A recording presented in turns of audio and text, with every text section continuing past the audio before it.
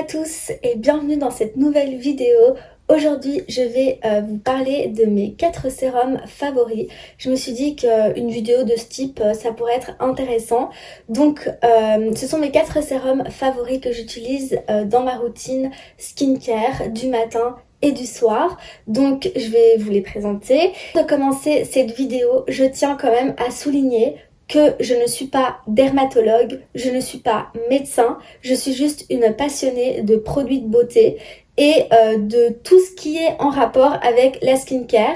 Donc je m'intéresse beaucoup à ça, je fais des recherches, je lis beaucoup, donc voilà. Tout ce que je vais vous dire là dans cette vidéo, c'est en fait des conseils et puis des choses que j'ai apprises en lisant. Voilà, en regardant d'autres vidéos, en lisant, en m'informant. Et en fait, j'essaie quand même de regarder des vidéos, quand je regarde des vidéos quand même qui soient pertinentes et pas des gens qui parlent sans savoir. C'est ou bien des médecins, des dermatologues. Voilà, j'essaie quand même de regarder et de me renseigner avant. Et puis aussi, j'essaie de voir dans mes recherches si ce qu'on dit sur un produit ou sur un actif ou quoi, bah ils disent la même chose dans les autres trucs que je lis, quoi. Donc voilà, en gros, c'était juste pour vous dire ça.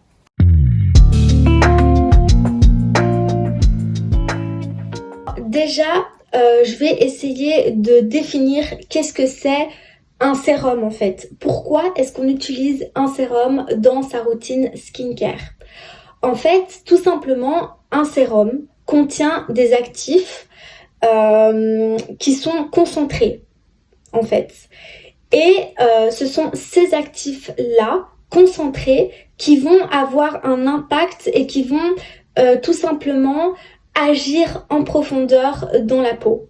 Voilà, tout simplement. Bien évidemment, un sérum à lui tout seul ne suffit pas. C'est pour ça qu'on va d'abord utiliser un sérum.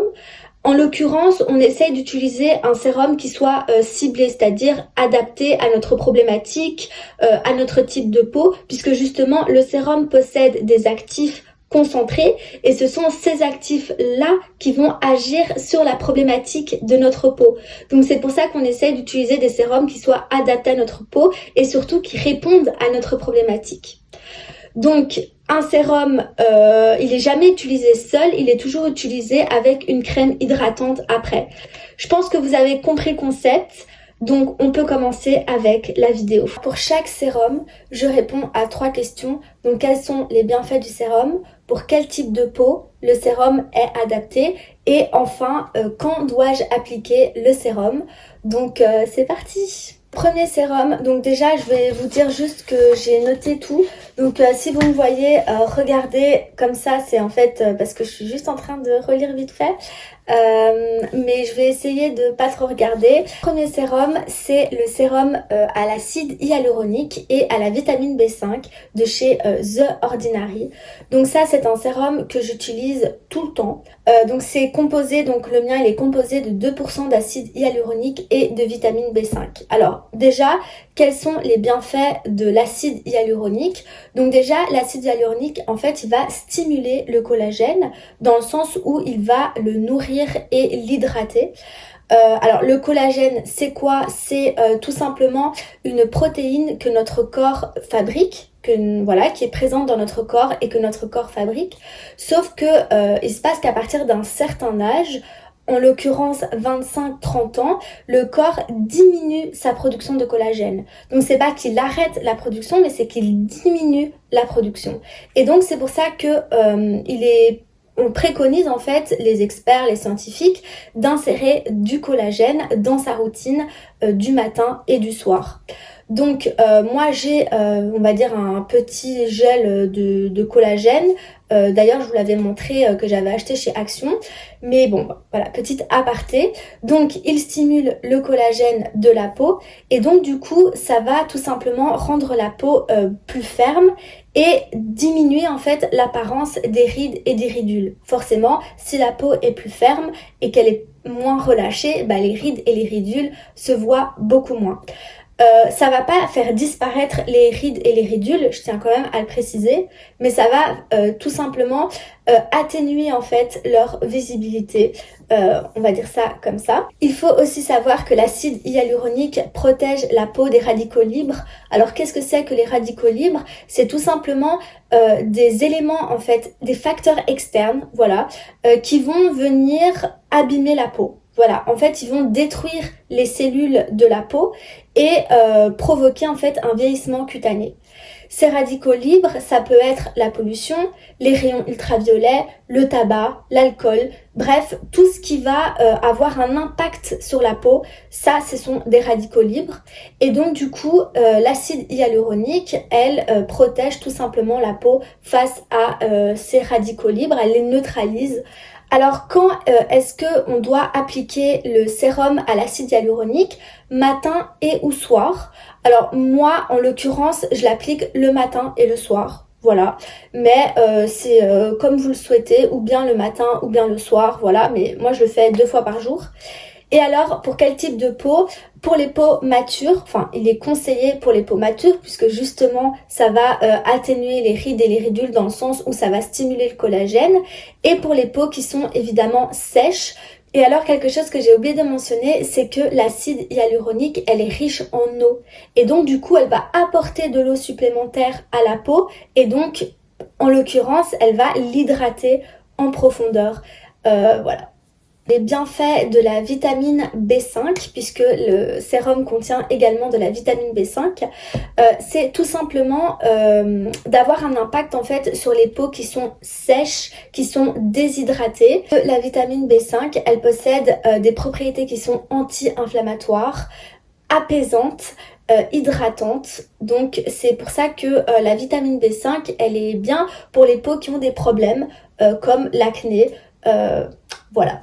Alors dans mes recherches, j'ai également vu qu'on conseillait d'appliquer l'acide hyaluronique après la vitamine C et avant évidemment la crème de jour. Donc voilà. Alors moi, pour petite anecdote, en fait moi je mettais d'abord mon acide hyaluronique, ensuite ma vitamine C et ensuite ma crème hydratante. Alors que j'ai vu que dans mes recherches, c'était d'abord la vitamine C et puis l'acide hyaluronique. Voilà.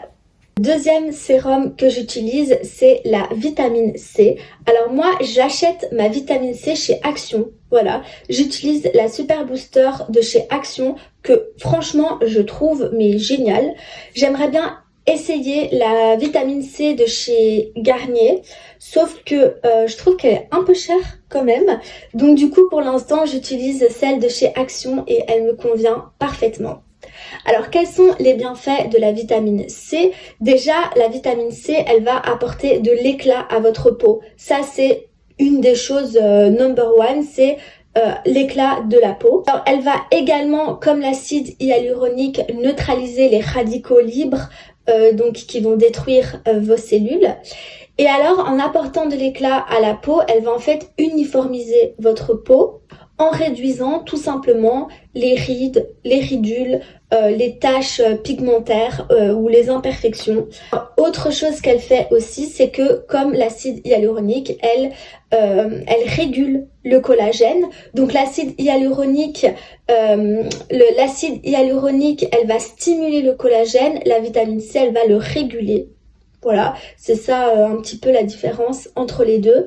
Mais sinon, la fonction numéro 1 de la vitamine C, c'est apporter de l'éclat à la peau. Et donc, notamment pour les peaux qui sont quand même assez ternes, c'est un bon élément. Alors, quand est-ce que je dois appliquer ma vitamine C? Matin et ou soir. Ça, c'est ce que j'ai trouvé dans mes recherches.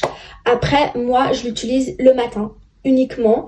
Après, c'est à vous de voir du coup si vous voulez l'appliquer le matin et le soir, mais moi je l'utilise que le matin. Je sais pas si c'est bien ou si c'est pas bien, mais bon voilà, moi je fais comme ça. Et alors pour quel type de peau?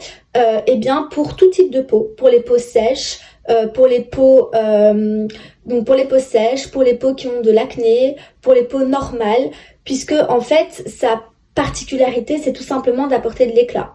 Donc voilà. Mon troisième sérum favori, c'est le sérum à la niacinamide et au zinc. Donc celui-ci que j'achète chez Action. Si vous l'avez pas encore testé, franchement, il est fabuleux.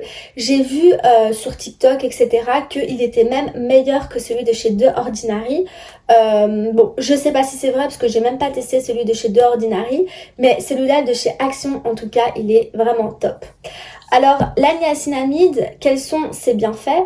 Premièrement, la niacinamide, elle a des propriétés qui sont, elle a des propriétés antioxydantes, donc encore une fois, elle va neutraliser les radicaux libres. Elle a également des propriétés qui sont apaisantes, anti-inflammatoires, antibactériennes. Elle va avoir un effet sur les rougeurs de la peau puisque en fait, quand on a de l'acné principalement, les rougeurs de la peau sont des signes tout simplement d'une inflammation de la peau. Et donc la niacinamide, elle va avoir un impact là-dessus dans le sens où elle va apaiser les rougeurs et les diminuer petit à petit. La niacinamide, elle est également intéressante contre le vieillissement de la peau. Notamment à partir de 30 ans, j'ai vu dans les recherches qu'on conseillait donc d'appliquer de la niacinamide dans sa routine. Ça rend également le teint plus uniforme et plus lumineux. Donc pour les peaux qui ont des problèmes d'acné ou même des peaux mixtes à grasse, la niacinamide est un bon élément. Et ensuite le zinc, la particularité du zinc essentiellement, c'est de réguler le sébum. Alors le sébum, c'est ce petit gras comme ça, enfin je sais pas comment l'expliquer, mais c'est cette petite chose grasse qu'on a comme ça sur la peau et qui apparaît au cours de la journée. C'est quelque chose de tout à fait naturel. C'est juste que par exemple dans les peaux mixtes à grasse, c'est quelque chose qui va être beaucoup plus présent que dans une peau par exemple normale ou sensible, mais c'est tout à fait naturel d'avoir ça. C'est quelque chose que le corps produit. Voilà, on peut pas l'enlever, c'est comme ça, c'est tout simplement, voilà, c'est la peau.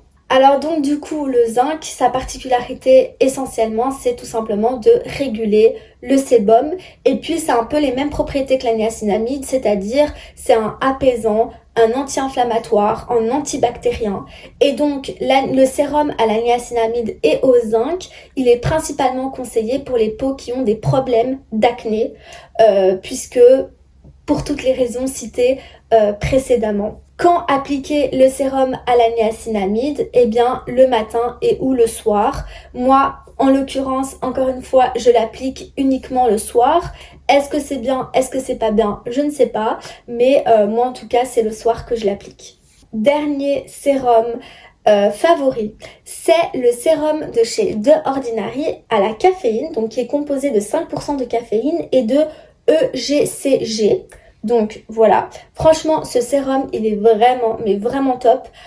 J'en ai essayé un de chez Makeup Revolution, c'était pas vraiment un sérum mais c'est une espèce de crème. Franchement il est pas ouf, hein. Je préfère nettement celui de chez The Ordinary. Alors qu'est-ce que c'est que le EG machin là? Eh bien je vais vous le lire, c'est du glucoside de galate d'épicalocatéchine.